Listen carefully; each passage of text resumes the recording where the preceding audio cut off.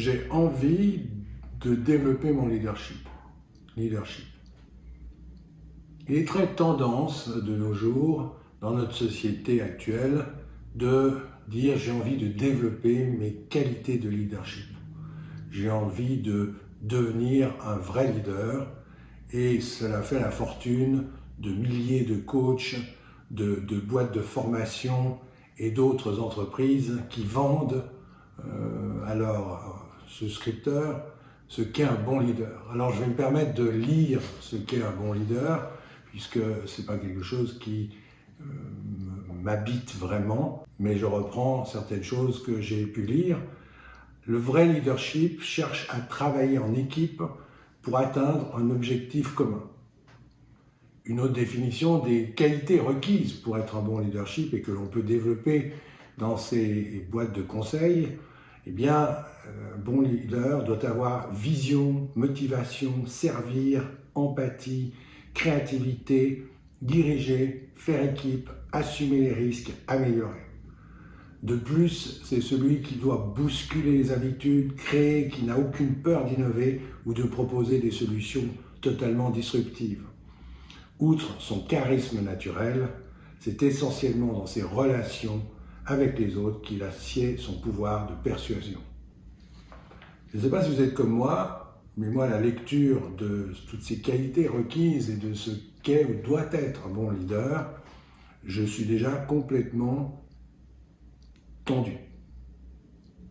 Pourquoi? Parce que si j'arrive à obtenir peut-être, à avoir 2 ou 3 de ces qualités, je serais déjà très heureux. D'avoir toutes ces qualités requises pour être un bon leadership, bien d'entrée de jeu va m'angoisser et me dire que de toute façon, je n'ai jamais y arrivé.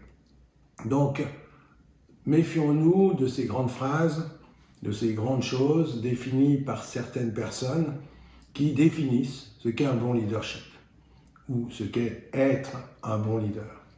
Je crois que si nous revenons les pieds sur terre et que nous commençons simplement par la base, eh bien, un leader, c'est une personne qui est un chef d'équipe et qui est donc capable de tirer de son équipe et de lui-même les meilleures choses pour pouvoir arriver à son but.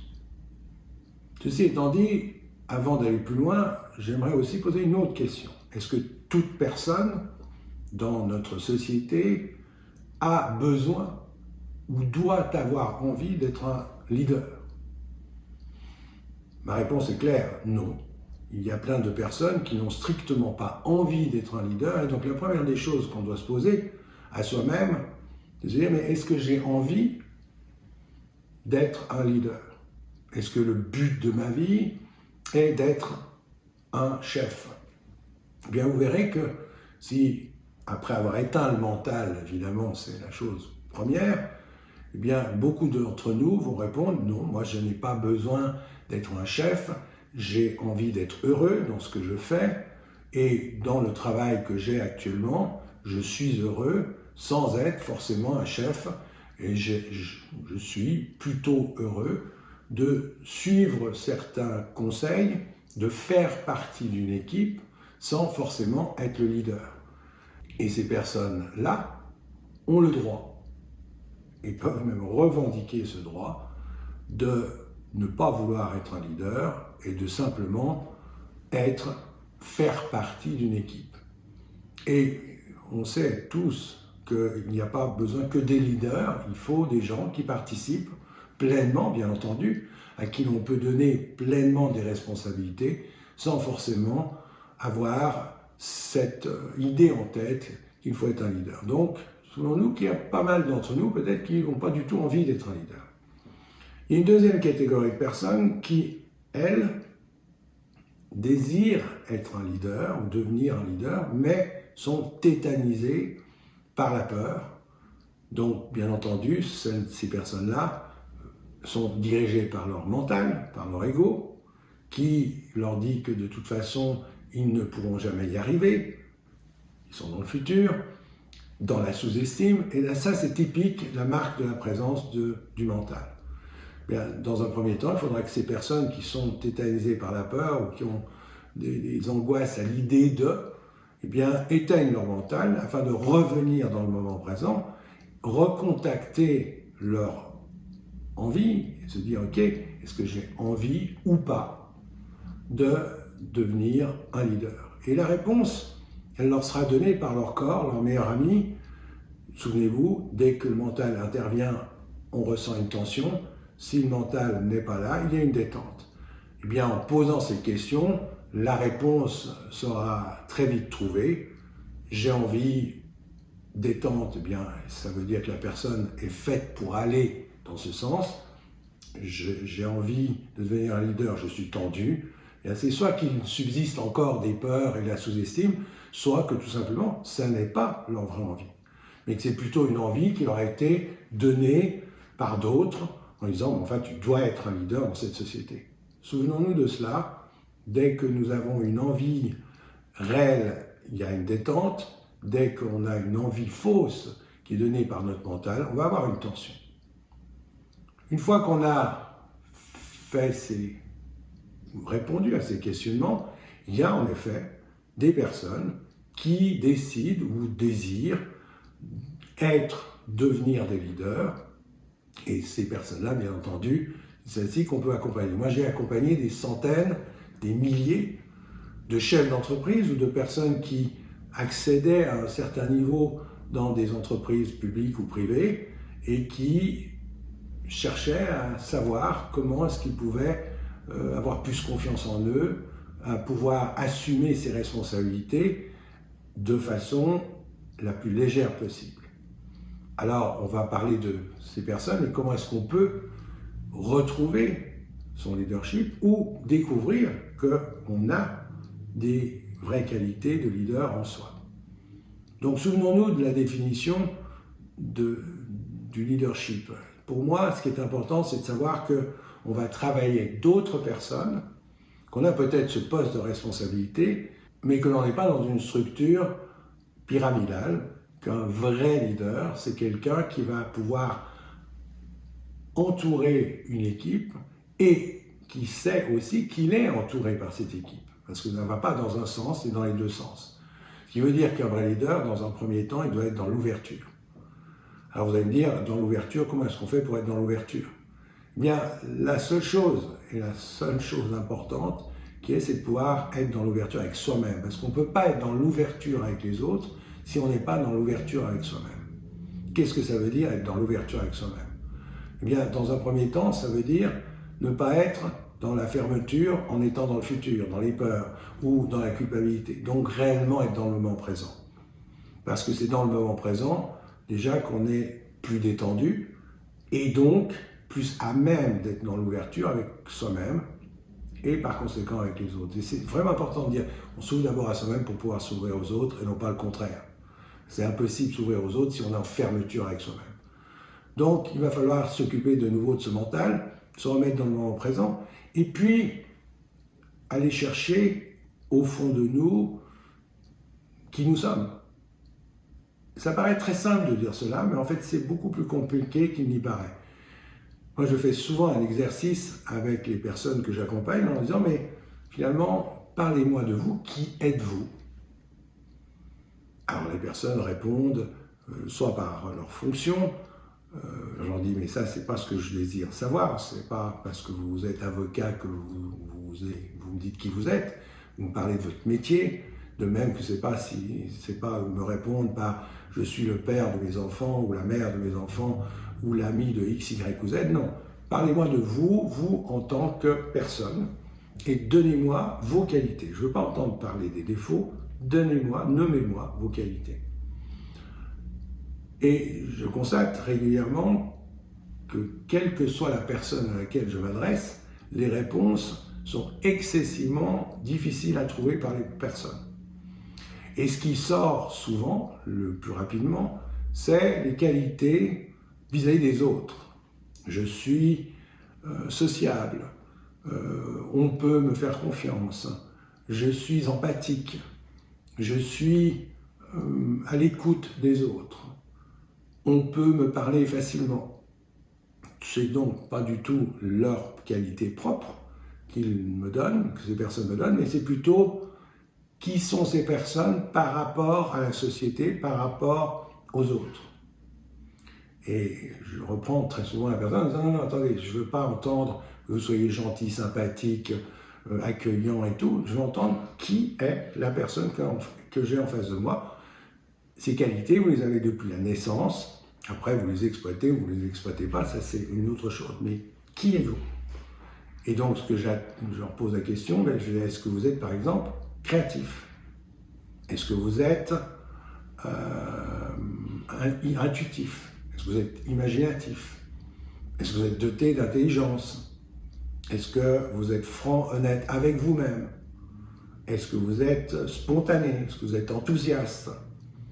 Et souvent, à mon grand étonnement, les personnes vont répondre « oui, mais pas assez » ou « par rapport aux autres ». J'en dis non, on laisse les autres, on laisse les règles, on laisse les normes de côté. Donnez-moi simplement une liste de vos qualités qui vont nous donner comme base de départ, finalement, sur qui on travaille. Et c'est étonnant de voir qu'on est très mauvais dans la possibilité de nous définir. On pourrait faire une liste énorme de tous nos défauts. Par contre, dès qu'il s'agit d'être un peu positif, d'être simplement honnête avec soi-même, bien on a énormément de peine à découvrir qu'on a des qualités. J'ai des personnes qui restent complètement muettes par rapport à cette question, en disant « mais écoutez, je ne peux pas répondre, il faudrait demander aux autres ». Non, à soi-même, c'est la meilleure personne qui puisse répondre, c'est nous-mêmes. Et pourquoi est-ce qu'on est mauvais? Eh bien, on est mauvais parce que depuis des années, des décennies peut-être pour certains, eh bien, notre mental est venu nous dire que oui, d'accord, on est peut-être créatif, mais franchement, pas autant que les autres. Donc, mieux vaut se passer de penser qu'on a un peu de créativité en nous. Notre éducation peut être à la base de cela, de nous avoir répété constamment que non, on ne peut pas être créatif, de toute façon ça ne sert pas à grand chose, que d'être artiste ne sert strictement à rien, d'avoir un sens artistique non plus. Bref, notre éducation qui a créé notre mental, qui est à la base de la création de notre mental, et tout ce que l'on entend autour de soi, et notre sous-estime, bien entendu, sont issus de notre mental.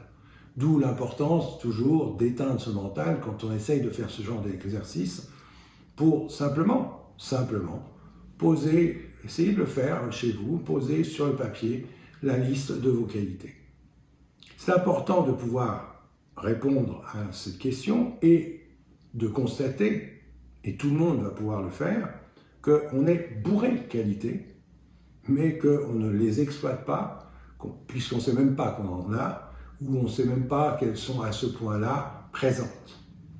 Alors vous me direz que ce n'est pas parce qu'on a dressé une liste de nos qualités que l'on devient un bon leader.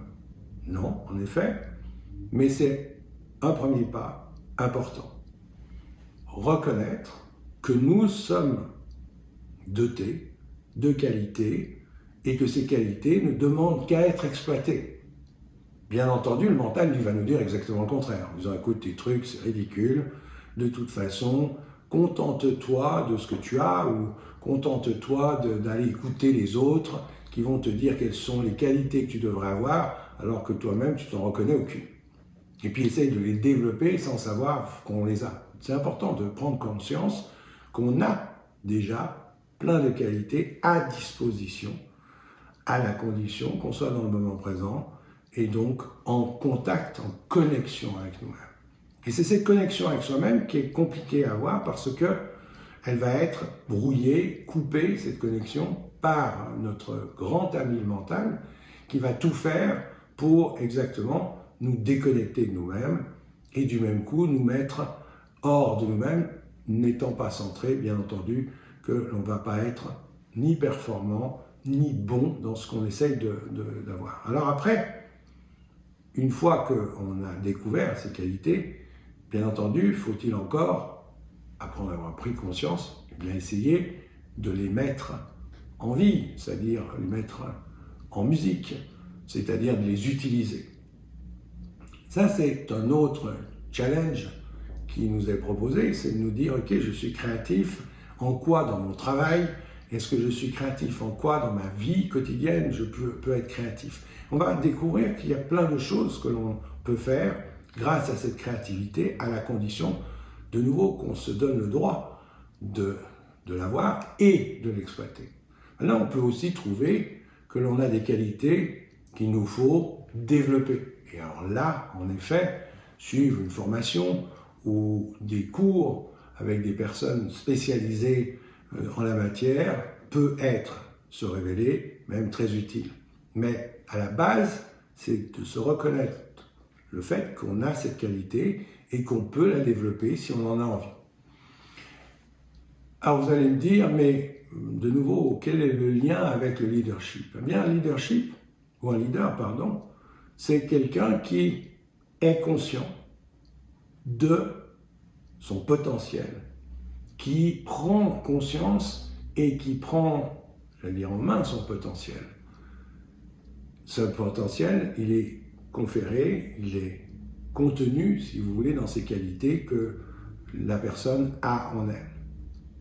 D'acquérir d'autres qualités, c'est impossible. D'exploiter celles que nous avons est parfaitement possible. Et c'est cela, arriver, atteindre son potentiel, et on se rend compte que ce potentiel est immense, contrairement à ce que nous dit notre mental. C'est pas de la fatuité de dire ça, c'est simplement une réalité. Je me rends compte que j'ai plein de choses en moi et que si j'ai toutes ces choses en moi, je peux les partager. Et c'est ça, être dans l'ouverture.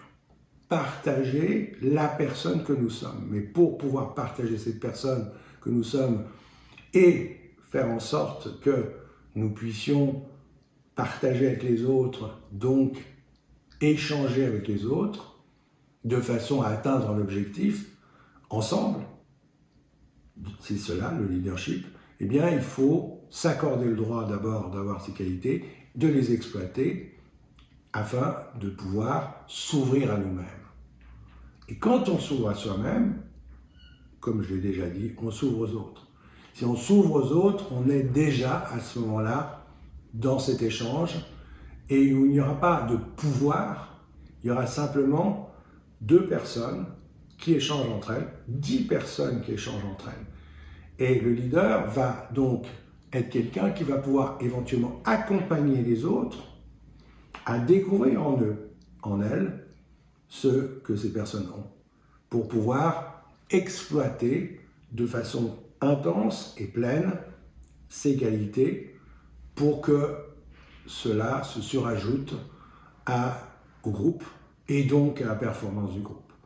Le vrai leadership, il n'est pas dans la définition de ce que devraient avoir les gens en eux et qu'ils n'ont pas, c'est qu'avons-nous en nous, prenons conscience de cela, exploitons la personne que nous sommes et du même coup, le leadership naturel va être présent. S'il y a des points sur lesquels on doit aller bosser, on peut à ce moment-là se donner cette permission et ce droit. Mais la première des choses, c'est de s'ouvrir à soi-même, c'est-à-dire se connaître soi-même. Et pour cela, ça se fait sans son ego, sans son mental. Et c'est en ça que la méthode Hoge, à l'envers de l'ego, peut accompagner des gens qui ont envie de développer leurs qualités, mais je dirais principalement de découvrir leurs qualités et de comment elles peuvent les exploiter. C'est en cela que la méthode peut être excessivement performante pour acquérir ce que j'appellerais le vrai leadership et devenir un vrai leader.